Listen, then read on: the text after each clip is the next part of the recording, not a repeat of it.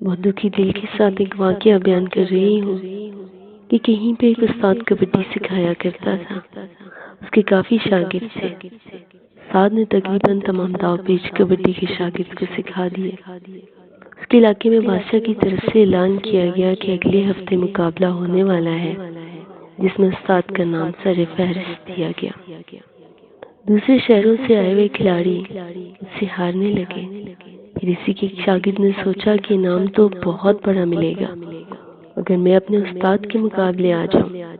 مجھے یقین ہے یہ تو بوڑھا ہو چکا ہے، مجھے اس کے سارے داؤ پیش آتے ہیں، یہ میرے سامنے 5 منٹ سے زیادہ ٹک نہیں سکے گا۔ یہ سوچ کر استاد سے مقابلے کے لیے اس کے مقابل آ کر کھڑا ہوا۔ استاد کو حیرت ہوئی۔ بہرحال مقابلہ شروع ہوا۔ اب استاد جو بھی حربہ استعمال کرتا شاگرد کو ہرانے کے لیے، وہ تو پہلے ہی اس کو پتا تھا کہ استاد کیا کرنے والا ہے، اور اس طرح سے استاد کے سارے وار خالی گئے۔ شاگرد کو یقین ہو چلا تھا کہ جیت اس کا مقدر ٹھہرنے والا ہے۔ اب استاد نے اپنا آخری داؤ استعمال کیا جو اس نے شاگرد کو نہیں سکھایا تھا، اور شاگرد سیدھا زمین پر۔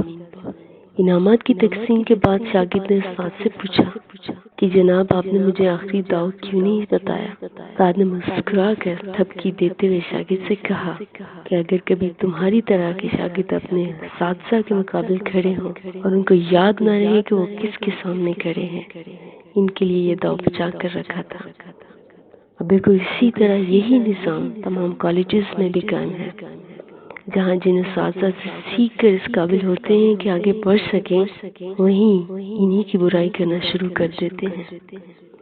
مانتی ہوں ہمارے کچھ اساتذہ ویک ہیں، اس کا یہ مطلب تو نہیں کہ سرِ راہ ان کی تذلیل کی جائے۔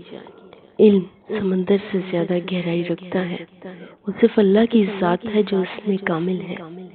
ہمیں اللہ نے جتنا بھی علم دیا بہت تھوڑا ہے، اس پر غرور کیسا؟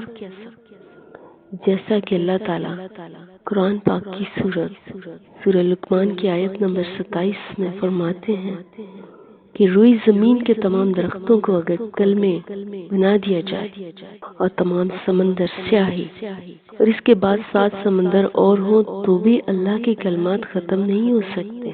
بے شک اللہ تعالیٰ غالب و حکمت والا ہے۔ اسی طرح اگر تمام اساتذہ ہر پرسپیکٹو سے پرفیکٹ ہوتے تو حضرت علی رضی اللہ تعالیٰ عنہ صرف ایک لفظ پر زور نہ دیتے کہ جس نے مجھے ایک لفظ سکھایا وہ میرا آقا ہے۔ اب آئیے سوچتے ہیں کہ ہمارے تمام اساتذہ ایسے نہیں کہ ہم نے ان سے ایک بھی لفظ سیکھا ہو۔